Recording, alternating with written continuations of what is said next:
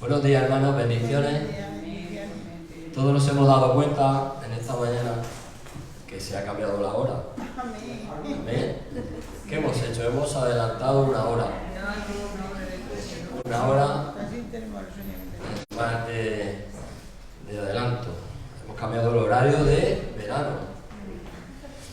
Vamos a alabar al Señor esta mañana y vamos a tener ese deseo en nuestro corazón, más que entender lo del cambio de hora, sino entender lo que realmente nuestro corazón desea. Amén. Vamos a leer el Salmo 63. Un salmo, yo iba diciendo, un salmo chulísimo, precioso. ¿Por qué? Porque David está hablando de tantas cosas ahí que nos damos cuenta que muchas veces no alabamos y decimos lo que sentimos para dedicárselo a Él, a Dios. Amén. Hacemos cosas y no nos damos cuenta que vivimos por Él y estamos en Él. Amén. Amén. Dice así, si Él se da arriba, dice: Dios, satisfacción del alma, salmo de David cuando estaba en el desierto de Judá. Y ya empieza en el salmo cuando dice que está en el desierto. Yo ya te pongo en ese concepto de desierto. ¿Y qué hay en un desierto? Yo te puedo preguntar muchas cosas. Hay arena sobre todo. Lo mismo que en gran cantidad hay arena, también en menos cantidad hay agua. Y vamos así, ya hay animales que viven en el desierto y sobre todo hay mucho calor. Imagínate, ponte ahí en posición cuando David está en el desierto y dice en el versículo 1: Dios mío eres tú, de madrugada te buscaré, mi alma tiene sed de ti y mi carne te anhela. ¿Qué está diciendo ahí en el primero? Que nos estamos dando cuenta que David estaba pasando unas circunstancias y las personas que hacen es cuando se dan cuenta que necesitan más que nunca a quién. A Dios. Por eso muchas veces pasamos por pruebas, pasamos por dificultades, para que nuestros ojos espirituales se abran y realmente le demos la importancia a Dios y sepamos lo que realmente está pasando. Dice: mi alma tiene sed de ti y mi carne te anhela, en tierra seca y árida donde no hay agua. Lo que está explicando en el desierto, dice: mi alma tiene sed, pero sed de beber agua no, tenía sed de Dios. Y mi carne te anhela en tierra seca y árida. Árida significa pues que está todo lleno de arena, donde no hay agua. Dice en el 2: para ver tu poder y tu gloria, así como te he mirado en el santuario. Dice: porque mejor es tu misericordia que la vida, y mis labios te alabarán. Así te bendeciré en mi vida, en tu nombre alzaré mis manos, como de meollo y de grosura será saciada mi alma, y con labios de júbilo te alabará mi boca. Amén. Dice, si te vas a otra versión, a la versión viviente, vamos a leerla desde el principio. Dice: oh Dios, tú eres mi Dios, de todo corazón te busco, y mi alma tiene sed de ti, y todo mi cuerpo te anhela en esta tierra seca y agotada donde no hay agua. Tú imagínate cuando tú estás caminando por un desierto, ¿qué se te produce en tu cuerpo? Empiezas a mirar, sino el alimento era Dios mismo. Amén. Por eso decía que su alma, lo que él siente, lo que él piensa, estaba deseando a Dios. Y en esta mañana yo te digo, ¿qué estamos deseando en nuestros corazones? ¿Qué deseas en tu corazón? ¿Qué deseamos nosotros en nuestros corazones? Deseamos que Dios se manifieste. Amén. Que Dios se manifieste aquí en este día. Sí, Señor. Y que nos demos cuenta y que nuestros ojos espirituales sean abiertos. Y que podamos ver la realidad de Dios como cuando Él estaba en el desierto y muchas veces estamos pasando por una prueba, una dificultad. Y solo sabemos quejarnos, no sabemos coger y anhelar y desear a Dios. Porque es el único que, te digo la verdad, te va a dar la solución. Lo primero que hacemos es quejarnos en vez de lo primero que deberíamos hacer, ¿sabes lo que es? Acudir a Él. Amén. Acude a Dios, no te quejes, acude a Dios, que Él te va a escuchar. Amén.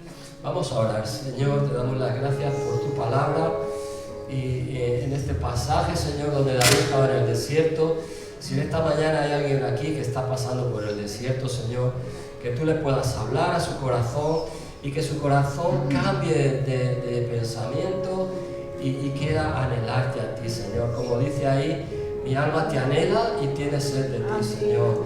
Díselo al Señor esta mañana. Tenemos sed de ti, Señor. Tenemos sed de tu presencia, Señor. Tenemos, Señor, deseo en nuestros corazones de bendecirte y adorarte, Señor. Y si ahora donde estás sentado, como dice aquí en el Salmo, levanté mis manos en oración. Si deseas levantar tus manos, levanta tus manos en señal de adoración a Él y que le estás de verdad realmente anhelando. Te damos las gracias, Padre, en el nombre de Jesús. Amén. Aleluya.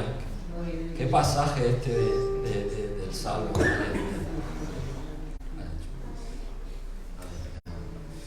Aleluya. Alaba al Señor esta mañana con todo tu ser, con todo tu corazón y con toda tu alma. Amén.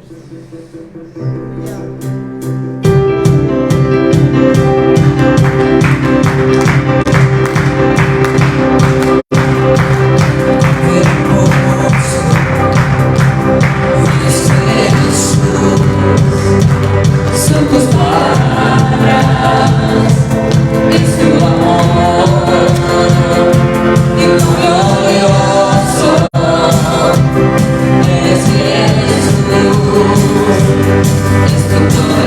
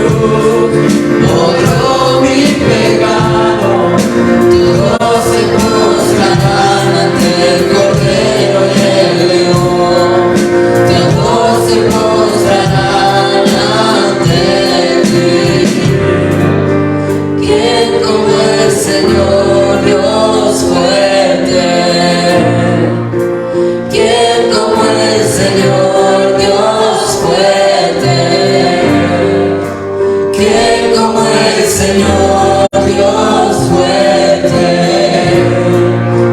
¿Quién como el Señor Dios fuerte?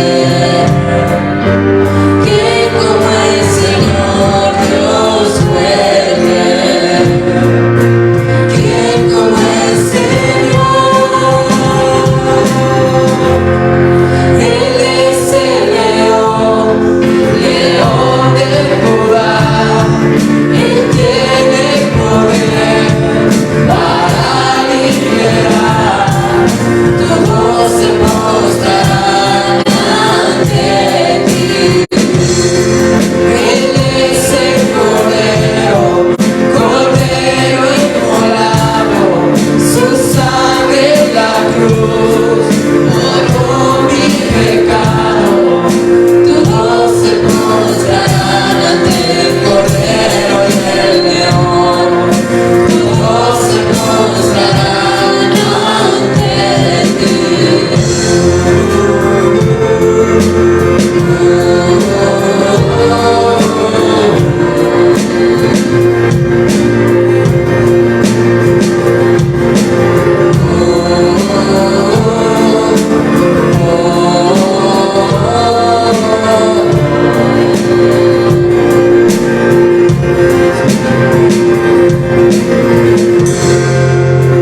Jesús. Aleluya. Aleluya. Nos postramos delante de ti, Señor. Sí, Jesús.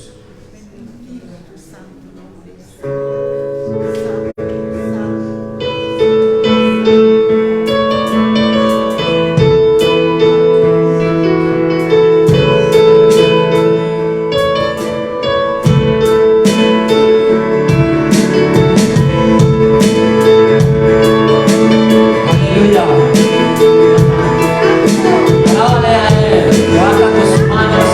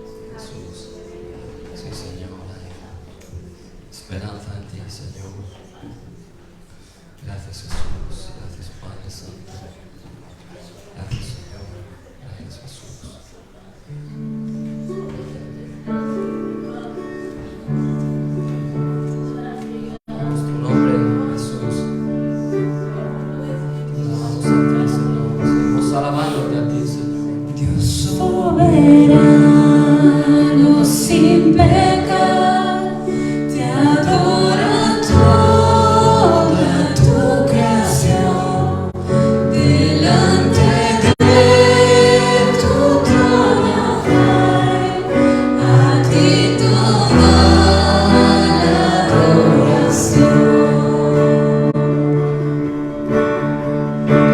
Sufrimiento y tempestad, bajo tus alas estaré, tus enemigos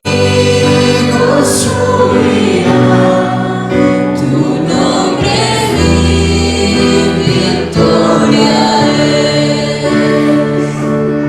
Alaba al Padre y al Hijo y al Santo Espíritu, vestido en gracia y en poder, su nombre sobre todo es.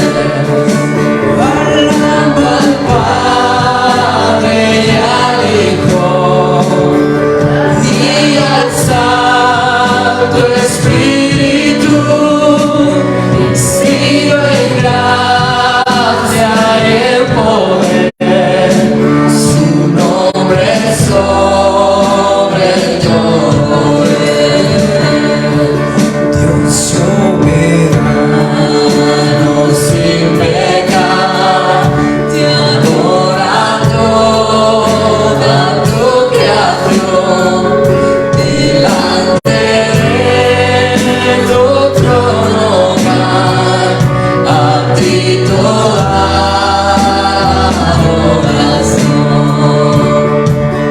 En sufrimiento y tempestad, bajo tus alas estaré, tus enemigos huirán, tu nombre mi victoria es. Alaba al Padre y al Hijo y al Santo Espíritu, vestido en gracia y en poder, su nombre sobre todo es. Alaba al Padre y al Hijo y al Santo Espíritu, vestido en gracia y en poder, su nombre sobre todo es. Alaba al Padre y al Hijo Sí, Señor.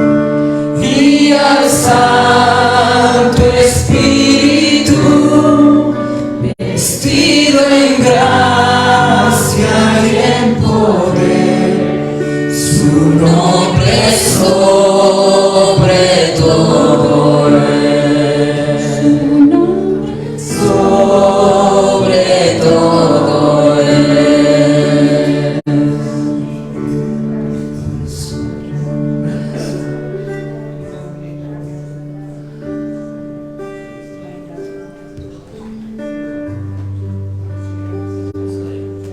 Sí, Señor.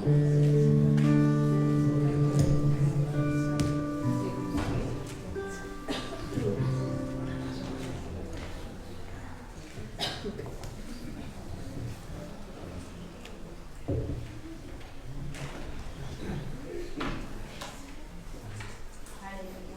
Buenos días, querida hermana.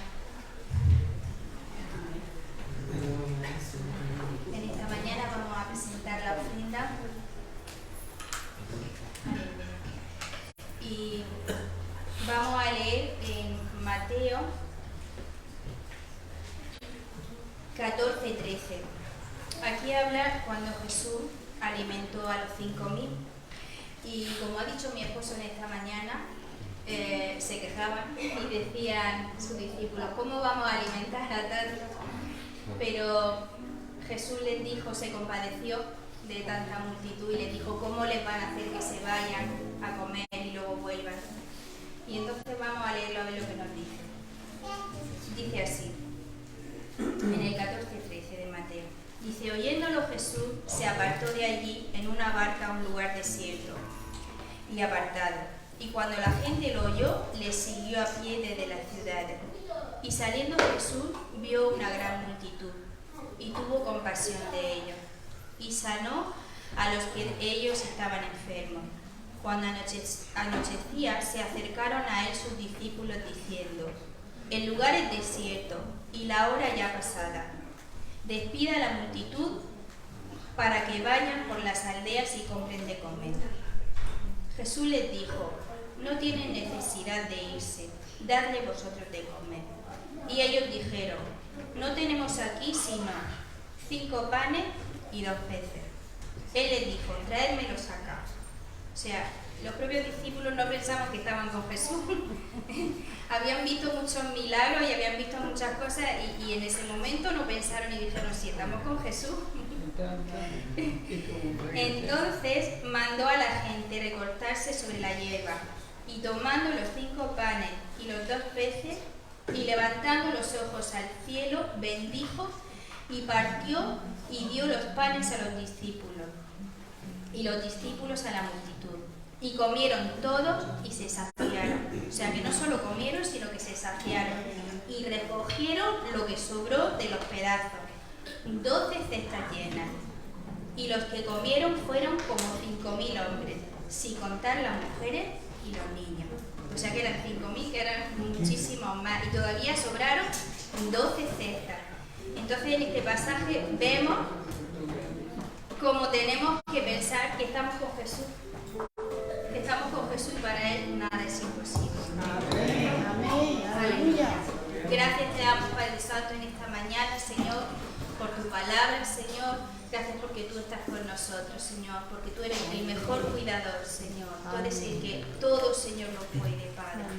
Ponemos delante de ti esta ofrenda, Señor, que tú seas multiplicándola, Padre. Te damos gracias, Señor, porque tú nos guardas y nos cuidas, Padre. Gracias, Señor, por todo. En el nombre de Jesús. Amén.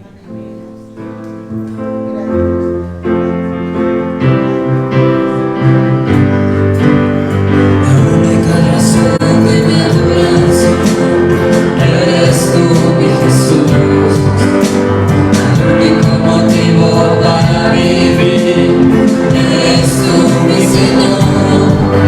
La única verdad que está en ti eres mi luz y mi salvación.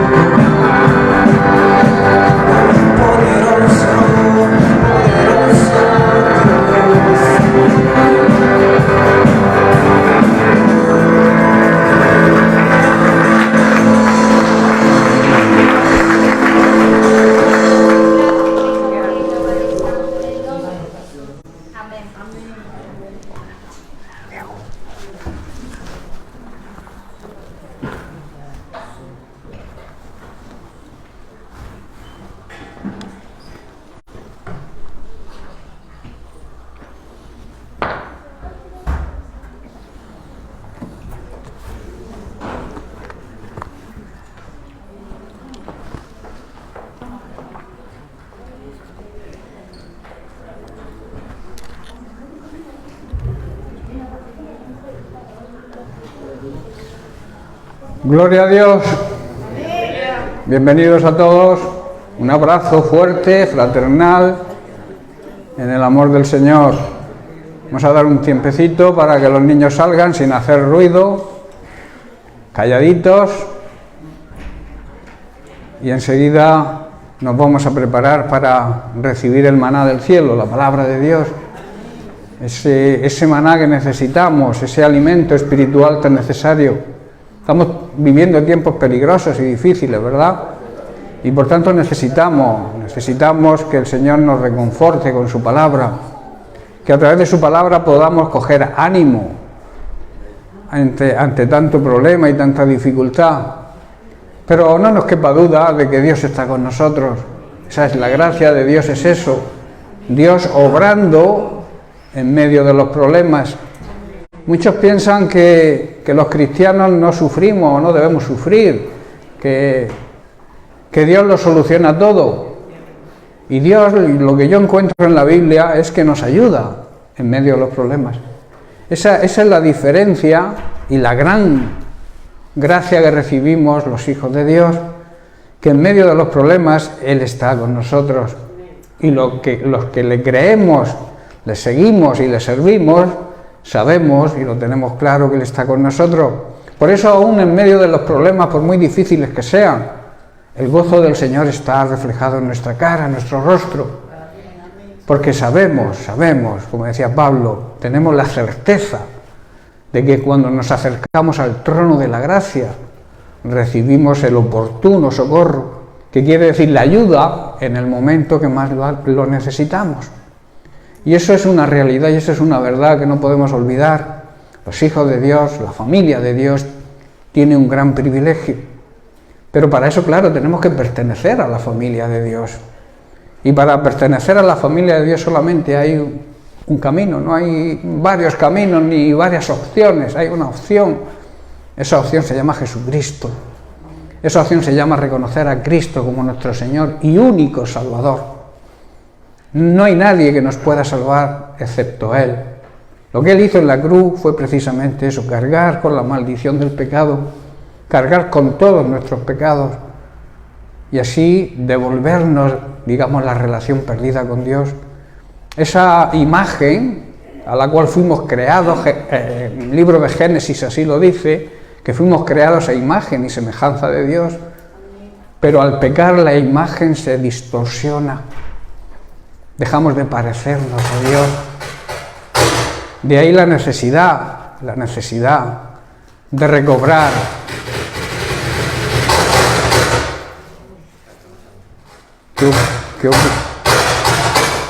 ¿Qué ocurre?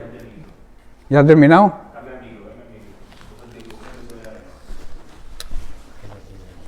Vamos a ver.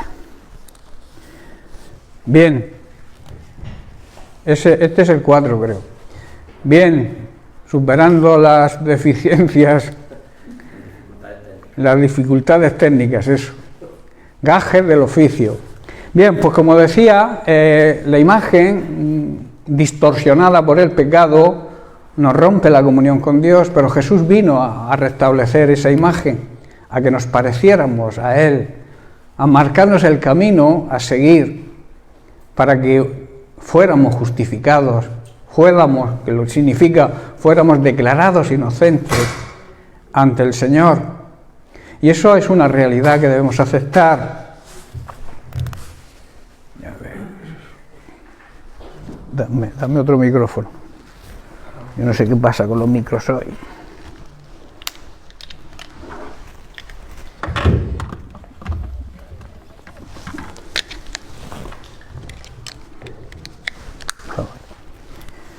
Bien, vamos a ver si pudiéramos...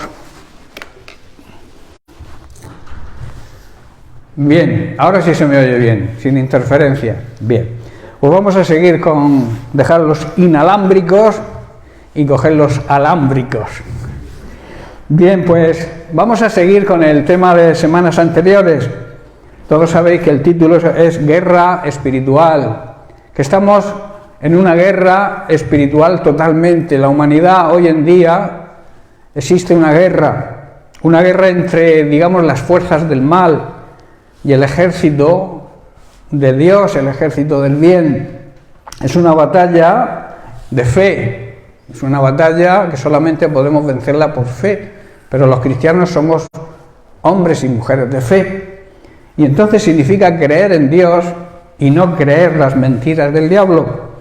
Por eso es una lucha entre la verdad, que es Cristo, que es su palabra, que es la transparencia, que es la santidad, en contra de la mentira, del pecado, de los engaños, de las artimañas que el diablo quiere para no hacernos daño, porque él no quiere hacernos daño, él quiere destruirnos. Él quiere destruir nuestra vida aquí en esta tierra y también nuestra alma, destruirla enviándola a donde está él, al infierno. Por tanto, es una lucha de luz contra las tinieblas. En esta lucha hay que saber que la luz siempre va a salir vencedora. Y decíamos que para que el enemigo no tenga base para acusarnos, condenarnos y destruirnos, son necesarias algunas cosas, hay que dar algunos pasos.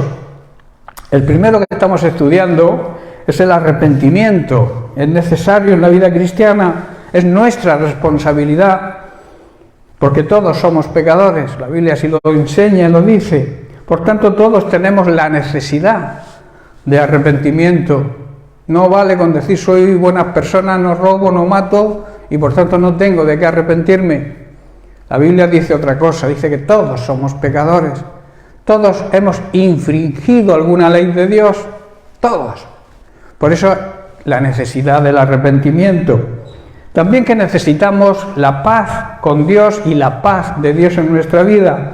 Y digamos que el arrepentimiento es el primer paso para conseguir esa paz, porque nuestro Dios es un Dios de paz y nosotros, al ser sus hijos, también debemos vivir en paz y procurar que la paz reine entre nosotros y también en todos aquellos que nos rodean. A nosotros se nos ha delegado el ministerio de la reconciliación. Tenemos un trabajo que hacer, que es estar reconciliados entre nosotros, estar reconciliados con Dios y reconciliar a las personas con Dios. La Biblia habla que de eso se le llama ser pacificadores. Y las personas pacificadoras, la Biblia dice que son felices, dichosas y bendecidas.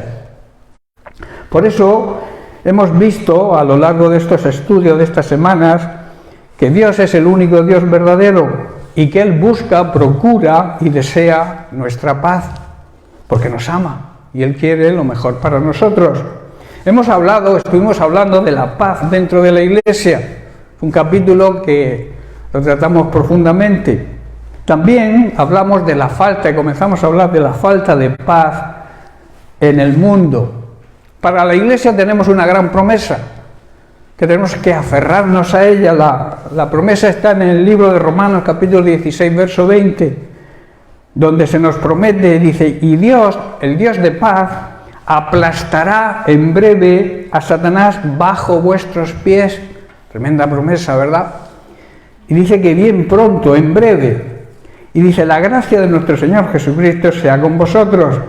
Hermanos, nuestro Dios, que es un Dios de paz y desea nuestra paz, dice y promete que aplastará a Satanás bajo nuestros pies. Esa es la gran promesa que tenemos los hijos de Dios. Como he dicho, también estuvimos hablando sobre la falta de paz en el mundo que nos rodea. Vemos que hoy en día existen cantidad de conflictos y se escuchan rumores de guerra por todas partes. Y esto, hermanos, es una consecuencia, es la consecuencia de la maldad del ser humano, influenciado por las mentiras y las artimañas de Satanás. La maldad existe en el mundo no porque Dios permita o quiera que haya maldad, sino por la maldad de por sí del ser humano. El ser humano que desprecia, que quiere vivir ignorando a Dios, despreciando su amor, su misericordia, no aceptando que Dios existe. Y entonces de ahí es donde nace la maldad. Nunca la maldad procede de Dios, porque de Dios viene todo lo bueno. Así lo afirma la Biblia. De Él viene toda buena dádiva y todo don perfecto. Desciende de los cielos, desciende de Dios. Por tanto, es una consecuencia de la maldad del ser humano que es influenciado y oye las mentiras y las artimañas y los engaños del mismo diablo. El universo entero, hermanos, está perturbado, no teniendo más que conectar la televisión, las noticias, las redes sociales, y vemos la cantidad de conflictos, problemas, luchas fratricidas, nación contra nación, dentro de la misma nación, pueblo contra pueblo. Estamos viviendo en una época muy difícil, como dije. El universo completo está perturbado por lo que suponen las guerras. ¿Qué supone una guerra? Sufrimiento, terror, temor a la muerte, temor a la pérdida de seres queridos, angustia, dolor, destrucción. Todo eso es lo que provoca la guerra, la maldad del ser humano. Únicamente, hermano, Jesucristo puede resolver el problema de esta guerra continua y restablecer la paz en este mundo de maldad. Pablo dijo en Efesios capítulo 2, verso 14, que Jesucristo es nuestra paz. Cuando tenemos a Jesucristo, tenemos la paz de Dios. La paz con Dios, porque arreglamos cuentas con Él a través del arrepentimiento, y luego la paz de Dios reinando en nuestras vidas. Esa paz que el mundo no entiende porque no le conoce, pero nosotros que le conocemos tenemos esa paz, o deberíamos tenerla si no la tenemos. Si no tienes la paz de Dios en tu corazón, aún en medio de los problemas, que me dirás, sí, pero es que ¿cómo voy a tener paz si tengo problemas? En medio de los problemas, claro que puedes tener paz. Esa paz es la que no entiende el ser humano, porque la paz que ofrece el mundo desaparece cuando aparecen los problemas, pero nuestra paz es una paz eterna, porque todo lo relacionado con Dios es eterno, y la paz de Dios que tenemos los hijos de Dios está en medio de cualquier problema. Por muy grande que tú veas el problema, Dios es más grande que ese problema, y Él tiene la solución. Quizá tú quieras solucionarlo por tus medios. No seas egoísta, no seas orgulloso y acepta la ayuda de Dios, porque es la mejor ayuda, ¿verdad? En Juan capítulo 8, verso 44, el propio Jesús nos habla sobre el porqué y el origen de estas guerras y quién es en realidad quien las provoca. Dice así: Él, refiriéndose a Satanás, ha sido homicida desde el principio y no ha permanecido en la verdad, porque no hay verdad en él. Dice, cuando habla mentira, de lo suyo habla, porque es mentiroso y padre donde se engendra la mentira. Hermano, el diablo ha sido, es y será asesino siempre. Y un asesino destruye y mata. Y siempre ha odiado la verdad, siempre ha odiado a Cristo, y por tanto el diablo te odia a ti como cristiano y seguidor de Cristo. Eso es lo que debes saber sobre él, pero también debes saber que Cristo le venció, y esa victoria nos corresponde a nosotros, pero tienes que apropiártela por fe. Tienes que decir, lo que Jesucristo hizo en la cruz hace 2000 años, a mí me está dando vida hoy. Me está sirviendo para seguir adelante en medio de las circunstancias, por difíciles que sean. Cuando alguien viene con problemas y yo le suelo decir una frase, dice, a Noé le vas a hablar tú de la lluvia, ¿verdad? Porque todos tenemos problemas. Claro, cada uno considera su problema como el mayor problema, pero la Biblia nos enseña que miremos hacia atrás. Aquellos que iban recogiendo espigas, ¿verdad? Y se quejaban de lo poco que cogían, pero no se daban cuenta que detrás de ellos venían otros para recoger lo que ellos no querían. Siempre hay casos o problemas superiores a los nuestros. Y yo te digo algo importante: cuando tú te ocupas del problema de los demás, Dios se ocupa del tuyo. Eso es una ley espiritual. Cuando tú oras por un enfermo y tú estás enfermo y tú oras con intensidad, fervientemente para que esa persona se sane, tú eres la primera en sanarte. Eso así se cumple. Cuando tú oras para que Dios cubra la necesidad de un hermano y tú, como tú puedas, en tu poca, a veces tenemos poco y decimos, ¿cómo voy a ayudar si tengo poco? Pues en la manera que tú puedes ayudar, cuando tú ayudas, recibes la ayuda de Dios. Por eso no debemos ser rácanos, tacaños. No llego a fin de mes, no ofrendo. ¿Por qué si ofrendo no llego a fin de mes? Y yo te digo algo, si no llegas a fin de mes es porque no ofrendas. Porque a Dios hay que darle lo suyo. Y cuando le damos lo suyo, cuando diezmamos y ofrendamos, estamos dándole algo que es suyo. O sea, no es, la Biblia, los cristianos muchas veces dicen, le devolvemos a Dios. No le estás devolviendo nada. Le estás dando lo que es suyo. Lo que la Biblia dice que le pertenece a Él. Y si le pertenece, no le estás dando nada tuyo, porque es de Él. No sé si entendéis. Entonces detrás de eso viene la bendición de Dios. Porque la bendición de Dios se va cuando no somos fieles a Dios. Y Dios bendice y Dios honra a aquellos que le honran a Él. La Biblia dice, honra a Dios con tus bienes. ¿Sabéis que todo lo que hay en la tierra le pertenece a Dios? En el Salmo 24, versículo 1 podéis encontrar eso. La tierra y su plenitud y todo lo que existe en la tierra le pertenece a Dios. Él es el dueño. Nosotros somos administradores de su riqueza. Y debemos ser buenos administradores y cumplir con los preceptos bíblicos que nos marca el mismo Dios. Porque la Biblia, aunque la escribieron personas, seres humanos, fueron personas que fueron inspirados por el Espíritu Santo.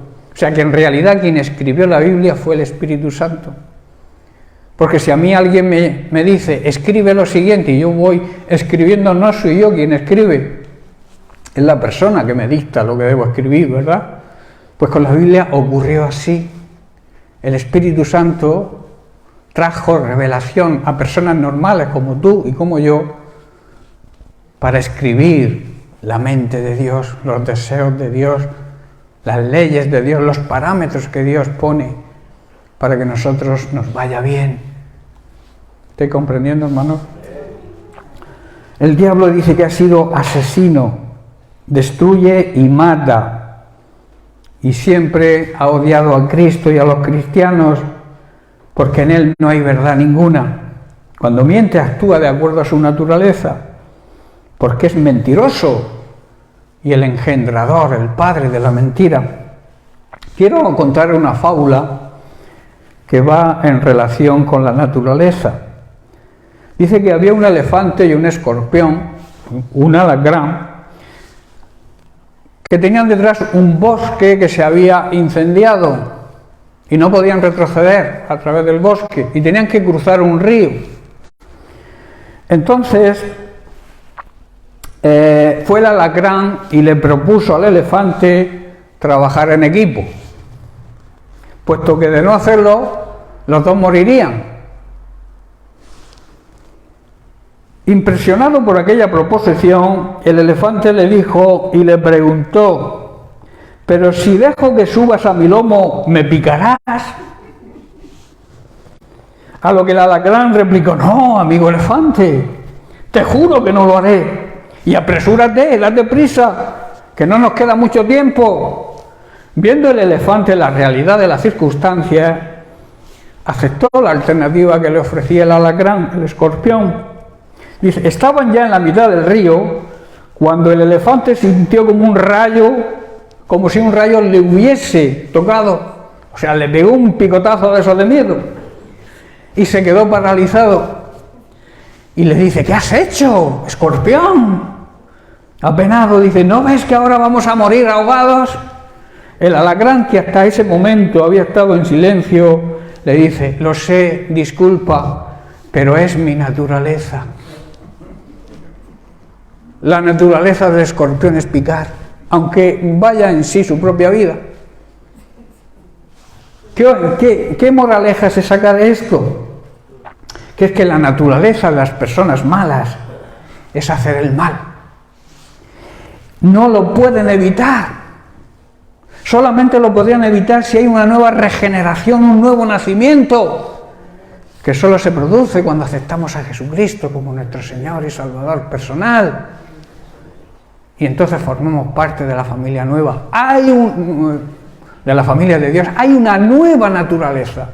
Hay una recreación del Espíritu Santo en nosotros, que ya no nos permite hacer el mal. Nosotros tenemos esa nueva creación. Pablo en 2 de Corintios capítulo 5, verso 17, explica lo que significa esa nueva naturaleza. Dice, esto significa que todo el que le pertenece a Cristo, porque ha entregado su vida a Él, se ha convertido en una persona nueva. La vida antigua ha pasado, una nueva vida ha comenzado. Si antes mentía, ya no miente. Si antes robaba, ya no roba. ¿Estoy entendiendo, hermanos? Hay un cambio radical.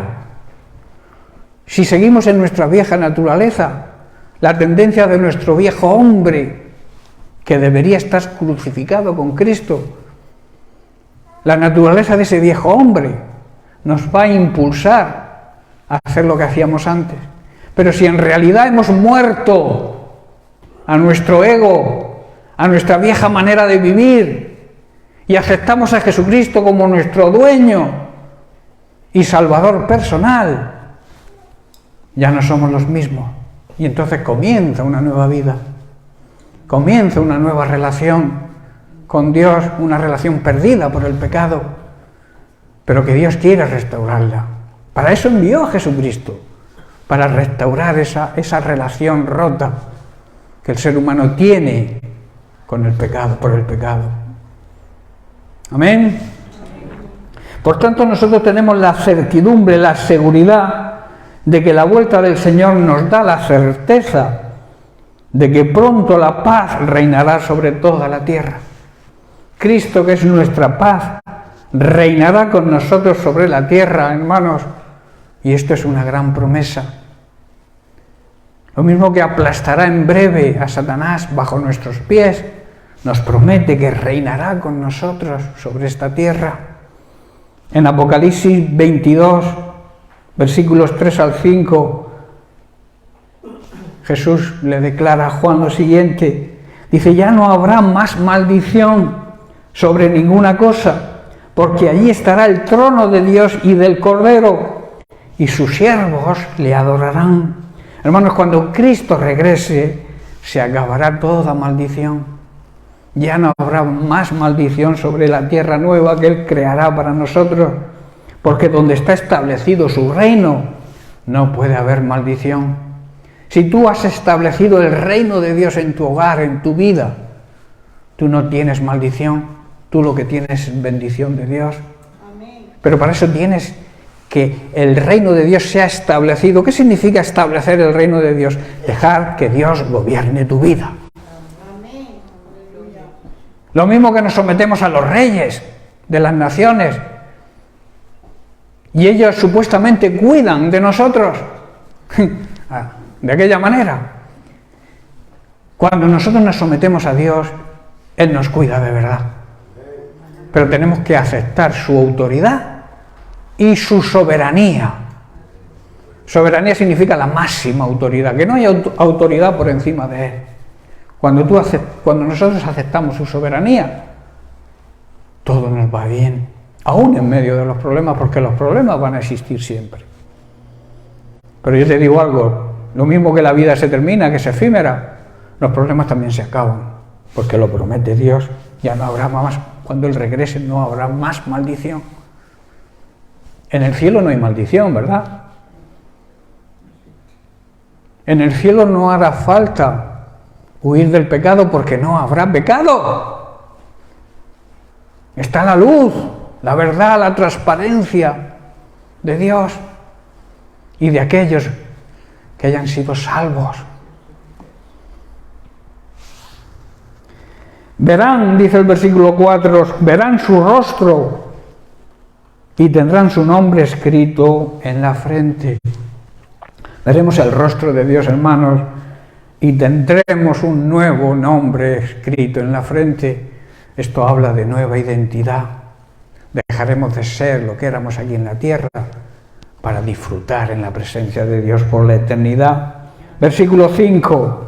Dice, allí no existirá la noche, no habrá necesidad de la luz de lámparas ni de sol, porque el Señor Dios brillará sobre ellos, y ellos, nosotros, reinaremos por siempre y para siempre. Hermanos, en ese momento, en su reino ya no va a existir la noche y lo que simboliza la noche, la oscuridad, las tinieblas, la ignorancia, el pecado. Todo eso ya no va a existir, porque la luz, la verdad, la sabiduría, la santidad, la transparencia de Dios nos alumbrará. Y esta es la gran promesa, hermanos, reinaremos con Él por toda la eternidad. ¿No te emociona, hermanos, esa gran promesa? ¿No te impulsa a cambiar de vida? ¿No te impulsa a hacer un alto en el camino y decir, hasta aquí? Y ahora me voy a dejar gobernar, dirigir por el Señor. Que cuando estamos bajo su autoridad, bajo su cobertura, bajo sus alas, como dice el Salmo 91, ahí estaremos seguros, porque Él nos cuida, Él nos protege con sus alas. Yo cuando leo este salmo recuerdo, y lo digo siempre, a una gallina cuando abre sus alas para que los polluelos se metan debajo. Pero siempre hay unos polluelitos de estos que dicen, bueno, yo me voy por ahí. Corre mucho peligro ese polluelo, porque la culebrita está por ahí para, en el momento en que se descuide, se lo zampa, como decimos los murcianos. ¿Verdad? La simbología de aquel que va por libre, que se sale de la cobertura de Dios, que se sale de donde Dios lo ha plantado, como oíamos anoche. Porque la bendición está donde Dios te planta. Y si no te dice Dios que te vayas, estás siguiendo tu propia voluntad y la bendición se queda en el sitio donde deberías estar y no estar. No sé si me entendéis. Cuando tú tomes la decisión de cambiar de iglesia porque el pastor no te gusta, porque se mete mucho con el pecado, y te quieres ir a otra iglesia, busca la voluntad de Dios, porque si no, no te va a ir bien. No te va a ir bien, hermano. Porque la voluntad de Dios, cuando nos planta en un sitio, además nos planta para que demos fruto. Recordad la higuera, que no daba fruto, y el dueño del cortijo dijo, no, yo esta higuera la arranco porque no da fruto, y le dijo el viñador, que aquí simboliza a Jesús, espera, que voy a ver si la riego, le quito las matas, la abono, a ver si el año que viene produce, y si no produce, arráncala. Eso es lo que nos dice Dios a nosotros. Debemos producir fruto para que el dueño de la viña no nos arranque y nos eche al fuego.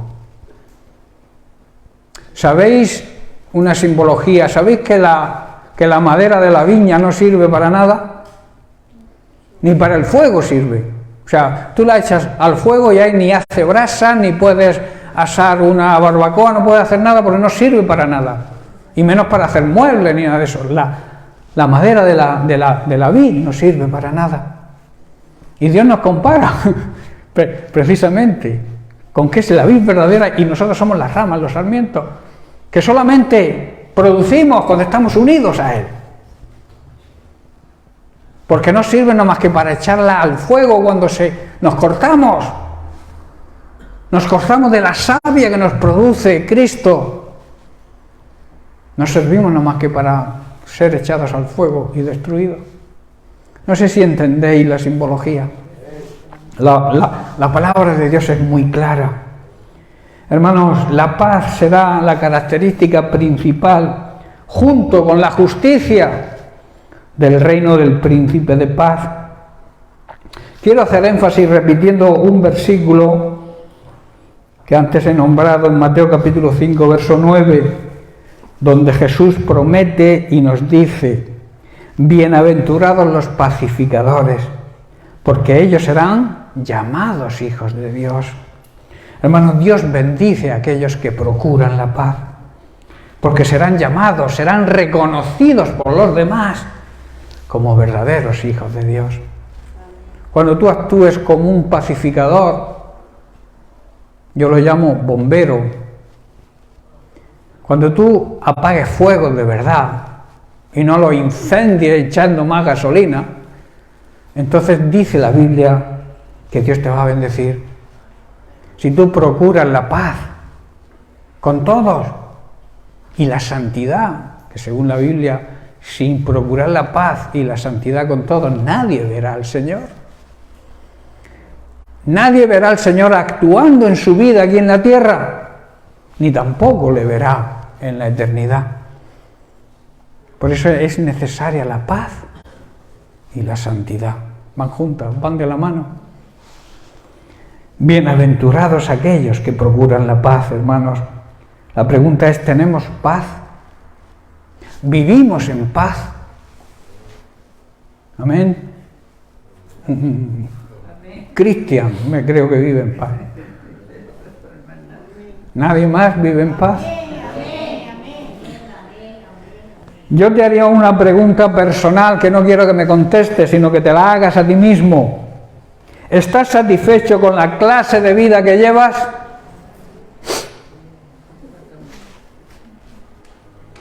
Quizá necesites hacer un alto en el camino, pararte a reflexionar. Ante quizá la insatisfacción de nuestra vida, debe haber un momento, un punto de inflexión en que nos planteemos si nos agrada realmente el tipo de vida que llevamos. A veces nos conformamos, nos amoldamos a las situaciones, vivimos mal, pero como que nos acostumbramos.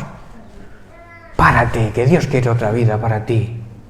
Haz un alto en el camino, decide parar y buscar lo que quiere Dios para tu vida. Y si estás haciendo algo mal, cambia tu actitud. Arrepiéntete, busca la paz. Primeramente la paz con Dios, porque si vives en pecado no vas a tener paz, y menos la paz con Dios, porque el pecado nos aleja de Dios, y Dios se aleja del pecado, porque Dios no puede convivir con el pecado.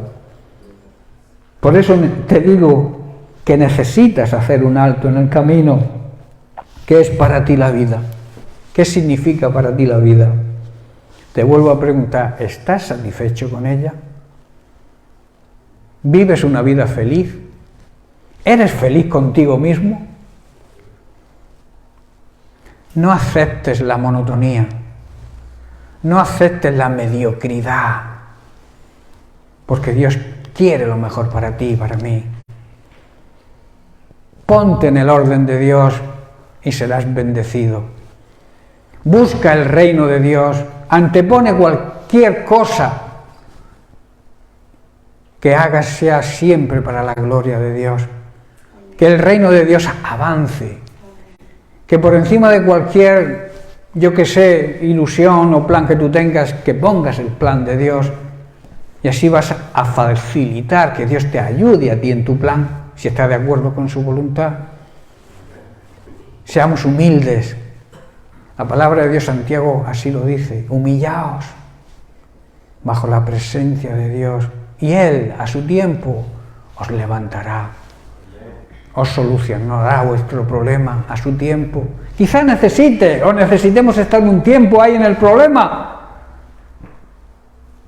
para reconocer que necesitamos a Dios en nuestra vida. Que a veces Dios permite problemas en nuestra vida precisamente para eso, para que nos demos cuenta que dependemos de Él. Eso se llama humildad. Jesús dijo: aprended de mí, que soy manso y humilde. Él hacía siempre lo que el Padre le decía. No cuestionaba las órdenes de Dios. ¿Cuántas veces cuestionamos nosotros cuando Dios nos habla y no nos gusta lo que nos dice? Debemos hacer un alto en el camino, hermanos. El tiempo se nos escapa. La vida pasa muy rápidamente y quizá no veas alcanzadas tus metas. No se consiguen ver realizados nuestros deseos. Quizás los negocios funcionen bien, quizás, pero nuestras relaciones personales, ¿cómo andan? ¿Hay paz en nuestra familia? ¿Hay paz en nuestro matrimonio? ¿Hay paz con nuestros hijos?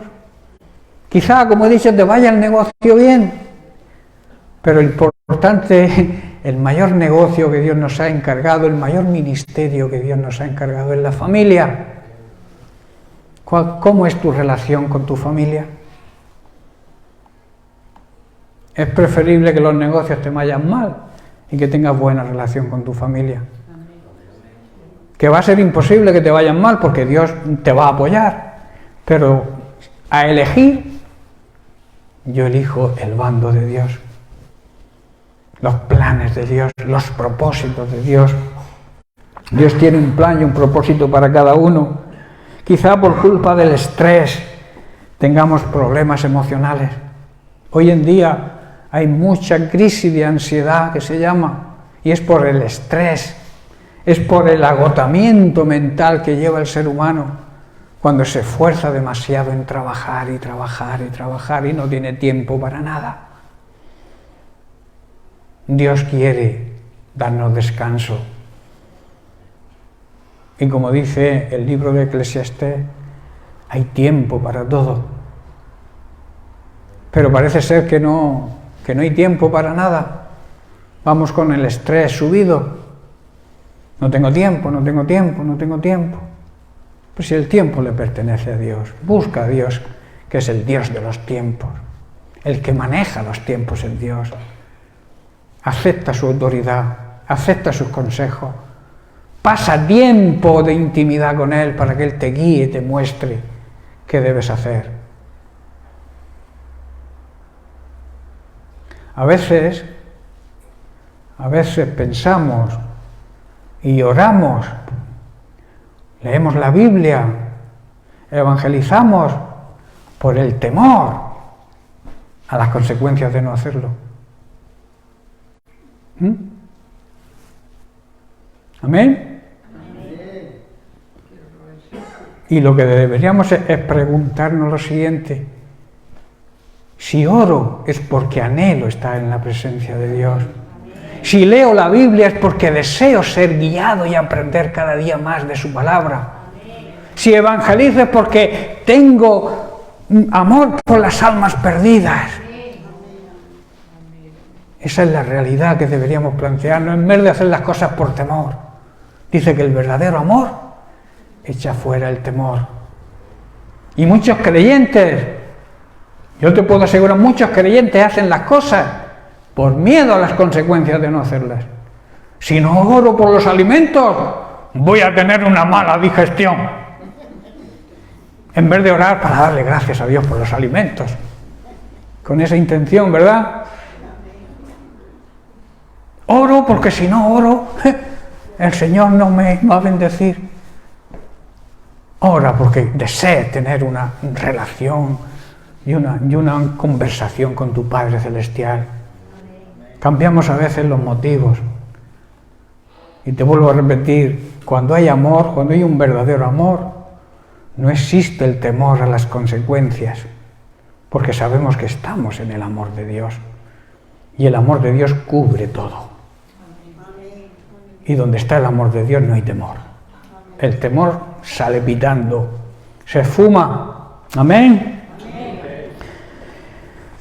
Probablemente si nos planteáramos todas estas preguntas y analizáramos nuestra vida, lleguemos a la conclusión de que estamos atrapados, hermanos, en una serie de rutinas en este sistema mundano en que vivimos. Esto nos va a llevar a estar insatisfechos y eso significa no tener paz, a la infelicidad y a todo tipo de complejos que hacen que pensemos que nuestra vida no tiene sentido. ¿Cuántas veces se escucha esa frase, verdad? Mi vida no tiene sentido. Y además en personas jóvenes. ¿Sabéis que está creciendo el suicidio entre los adolescentes tremendamente?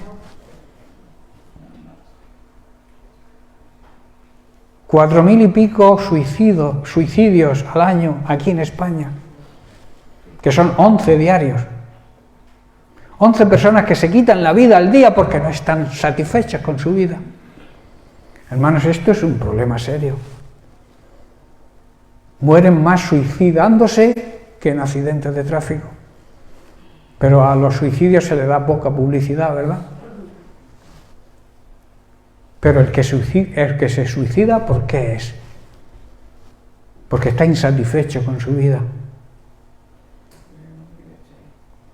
Y todo eso es por el estrés, la ansiedad, el deseo de poseer cada vez más y más y más. No me conformo con tener un trabajo, si puedo tener tres, pero no descansa mi cuerpo. Hermanos, Dios nos ha regalado un día con 24 horas. 8 horas para trabajar, que ya está bien. Otras 8 horas para dormir, que también está bien. ¿Qué hacemos con el resto de las otras 8 horas? Eso debería ser descanso, ¿no? Relacionarnos con la familia, hacer la obra de Dios. ¿Sabéis que nos roba todo ese tiempo? Esas 8 horas que debemos dedicarlas a estar en la presencia de Dios, a evangelizar, a tener trato con nuestra familia, que hay hijos que no conocen ni a los padres, porque salen por la mañana y cuando vuelven el niño está durmiendo, se lo dejan a los abuelos. Y los padres no, los hijos no conocen verdaderamente a sus padres porque los crían los abuelos. Eso está ocurriendo hoy en día, hermanos. Luego los niños salen inseguros, no tienen seguridad. Por eso, vuelvo a repetir, hay que hacer un alto en el camino, reflexionar, plantearnos si la vida que vivimos es la vida que Dios quiere que vivamos. Él quiere que tengamos vida plena, vida abundante, vida llena de su presencia. Y luego la eternidad, la vida en su presencia eternamente. Hermanos, cuando tenemos rutinas que este mundo nos impone, nos conduce a no tener la paz de Dios, porque no sabemos manejar o gobernar nuestra vida. Y ahí que debamos hacer un alto y dejar al Señor que la dirija. Humildemente decir, mira, yo no puedo seguir con esta vida. Me entrego a ti por completo, muéstrame qué debo hacer. Y Él te va a mostrar. Y tu vida va a cambiar. Pero tiene que haber en ti ese deseo de cambio. Porque Dios te ha concedido el libre albedrío. Tú puedes hacer lo que quieras. Él está ahí para ayudarte. Él está ahí para aconsejarte. Él está ahí para gobernar tu vida. Pero tienes que darle permiso. Él no te va a coartar tu voluntad. Él va a dejar que tú decidas. Él te dice, por aquí vas bien, por aquí no. La decisión es nuestra. Por tanto, hermanos, en todo ser humano debe haber esa parada en el camino donde podamos cambiar totalmente nuestra manera de vivir. Ese cambio, hermanos, se debería producir en el momento de aceptar por fe a Jesucristo como Señor y Salvador. Cuando alguien acepta de verdad a Jesucristo como Señor y Salvador, ya empieza su nueva identidad, empieza a ser familia de Dios, en ese momento debe cambiar nuestra vida. Si no hay cambio es porque realmente no se ha producido realmente ese nuevo nacimiento que es necesario, que le dijo Jesús a Nicodemo, te es necesario nacer de nuevo en espíritu, nuevo nacimiento, nueva manera de vivir, nuevo dueño. Hermanos, cuando damos ese paso, ese cambio de aceptar a Jesucristo como Señor y Salvador, el Señor nos resucita la parte que teníamos muerta, que es nuestro espíritu. Recibimos vida en el espíritu. Y recibimos también la adopción de nuestro Padre Celestial. Y pasamos de formar parte de la familia, digamos, del diablo, a la familia de Dios. Vaya un cambio, ¿verdad? Vaya un cambio. Él es nuestro Padre Celestial. Y a través de su palabra tendremos una guía para nuestra vida. Tendremos una guía para que nuestra vida tenga sentido, ese sentido que a veces deseamos, pero que no estamos dispuestos a dar el paso, y querramos vivir la vida que Jesús nos promete, esa vida abundante. Y como consecuencia tendremos paz, la paz de Dios. Esa promesa está en Juan capítulo 10, versículo 10, donde Jesús nos dice: yo he venido a esta tierra para que tengáis vida y para que la tengan en abundancia. Esa vida abundante significa una vida llena de paz. Por eso te vuelvo a preguntar: ¿tienes paz en tu vida? ¿Vives la vida que tú deseas vivir? ¿Estás contento con tu manera de vivir?